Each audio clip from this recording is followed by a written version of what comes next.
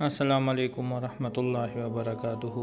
دین پر چلنے کی طاقت کیا ہے اور کس وجہ سے ہے؟ بہت ہی اعلیٰ کارگزاری مولانا فرید گودہارا صاحب کا۔ ہمارے چینل کو لائک سبسکرائب کیجئے اور وزٹ کیجئے۔ جزاک اللہ۔ دین پر چلنے کی جو طاقت ہے وہ اندر ہوتی ہے، باہر نہیں ہوتی۔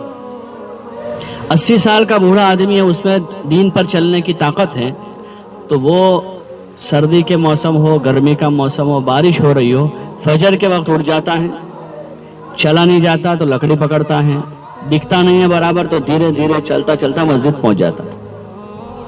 پہنچتا نہیں پہنچتا کہ ان کے اندر طاقت ہے نماز پڑھنے کی، اندر سے طاقت۔ اور ایک جوان لڑکا 16 سال کا، 17 سال کا، 18 سال کا، اللہ نے طاقت دی ہے، قوت دی ہے، آنکھوں میں روشنی دی ہے، لیکن وہ مسجد نہیں جا پاتا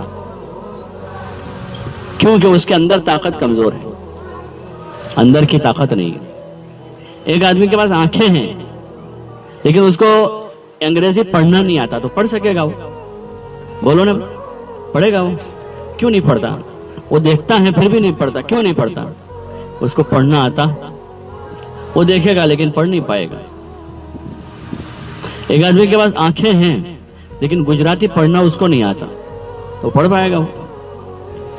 لیکن ایک آدمی کے پاس آنکھیں بھی ہیں، پڑھنا بھی آتا ہے، تو یہ پھٹافٹ پڑھ لے گا۔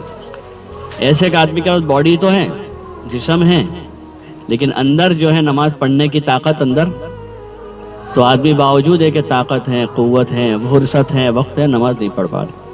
حالانکہ نماز کس کا حکم ہے؟ نماز اللہ کا حکم ہے، اللہ کا آرڈر ہے۔ پھر آدمی کبھی نماز چھوڑے گا؟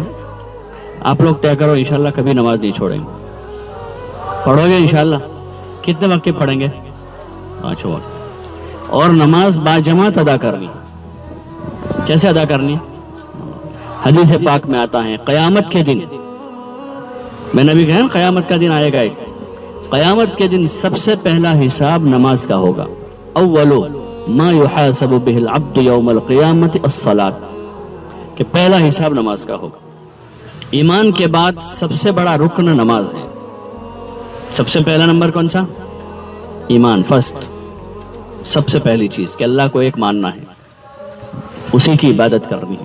حضور صلی اللہ علیہ وسلم کو آخری نبی ماننا ہے۔ کیا ماننا ہے؟ کہ آپ صلی اللہ علیہ وسلم آخری نبی ہیں، آپ کے بعد اب کوئی نبی نہیں ہے، آخری نبی ہے آپ۔ نبوت کا دروازہ اللہ نے بند کر دیا۔ اب قیامت تک آنے والے انسانوں کے لیے آئیڈیل کون رہے گا؟ حضرت محمد صلی اللہ علیہ وسلم رہے گا۔ یہ ہمارا ایمان ہے، آپ اللہ کے رسول ہیں، آخری رسول ہیں، اور آپ کے بعد کوئی نبی نہیں ہے، اور آپ قیامت تک آنے والے انسانوں کے امام ہیں، رہبر ہیں، مقتدا ہیں، آئیڈیل ہیں۔